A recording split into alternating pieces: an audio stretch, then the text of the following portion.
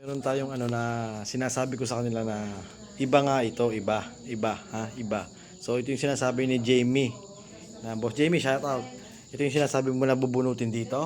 Ito, yung kakalibrate, yung i-reset. Alam ko na yon. O gagawin natin yung sinasabi ni Boss Jamie. Hindi ano ubra sa version 2. Yan, di binuksan ko ang susi. O yan, o yan. Ano madali, yan, puno siya, di ba?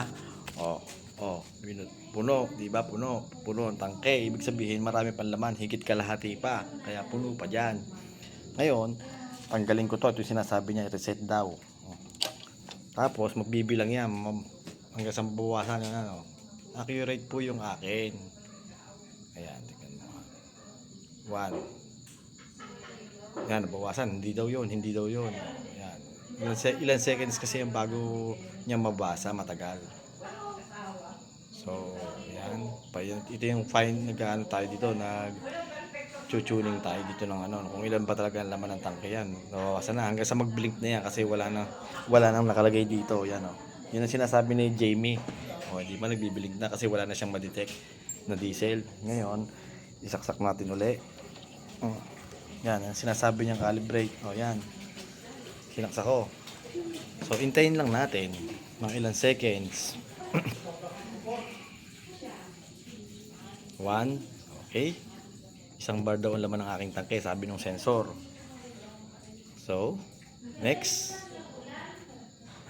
Dalawa daw, sabi ng aking tangke. Sabi ng ating sensor. Ayun yung maniwala na nagbabawas talaga to pagka ano. Ayan, full bar. Ayan final. Talagang full bar nga daw siya kasi lampas pa ng kalahati yung laman ng aking tangke. Full bar pa yan. Ngayon, kapag pinatay ko na, di patayin ko na. Ayan.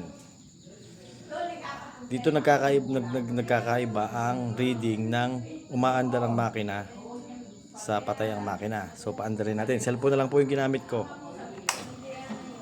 Yan. Pag umandar yung makina, magbabawas yan. 10 seconds. Alam ko na yun. Pero pagka ito, hindi kahit maghapon tayo dito, hindi magbabawas yan kasi hindi nga umaandar yung makina, hindi umaandar. Ngayon, pag umaandar yung makina nito, magbabawas yan ng isang bar. Ngayon, pag nawala na itong isang ito, saka lang ako magdi-diesel kasi wala na, less than half na yung laman ng aking tangke.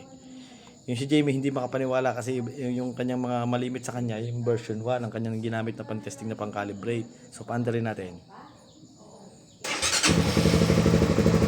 Mawawala yan kahit anong mangyari. Pangit ang audio ng aking ano. Kaya sabi ko sa inyo, huwag kayong magagawa ng video kapag cellphone ang gamit.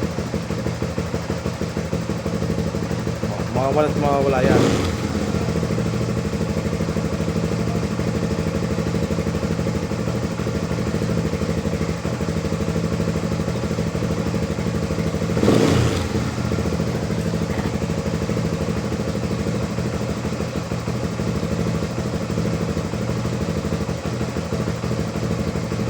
Tagal naman mawala. Isa na ba mawawala yan eh? Hindi yata nawawala kayo. Ibig sabihin, puno nga yung laman ng tangke ko. Mawala ka na. Hindi na nawawala. Mukhang ayos na. Hindi na nababa. Hindi na nababawasan ng bara. Yun, nabawasan na. Talagang mababawasan niya kasi may vibration nga. Nagalaw yung engine. Ngayon, kung hindi siya nagalaw, walang vibration, yung needle, hindi nagsasayaw-sayaw, hindi mababawasan yan. Yan, bawa, ganyan. Nag-reading siya, puno siya. Kahit maghapon tayo dito, kahit magdamag yan, pag sinabing puno, puno yan. Yan. Hindi makapaniwala kasi yung si Jamirez na yun, yung kulit sinabi ng, yan ang accurate reading niyan, pagka puno. Pagka patay ang makina, tapos naka-on lang ito. Yan. Nag-calibrate na tayo kanina. Wala na akong dapat na patunayan sa kanila. Basta yun na yun. Kaya kung mag-check kayo ng gasolina, bawa, mambablap kayo, laging kalahati. Okay lang yun. Laging nasa second bar kasi naandar ang makina patayin mo, tapos buksan mo. Yun ang tunay na calibration noon. Hindi mo kapaniwala yung isa So, bahala sila. Basta yun ang, kasi ako, huwag niyang hahamunin kasi, ito, natingnan ko na lahat ng ano nito. Alam ko na rin ang dahilan kung bakit nagbabawas siya ng isang bar. Ang totoong dahilan yan, Kung ito ay yung mga bagong modelo ngayon, 6 bars, mas accurate ang reading noon. Ito kasi 3 bars lang. Ngayon, yung pins dito, 6 bars din. Yun, hindi siya magtama. Kaya may delay talaga ito. Okay?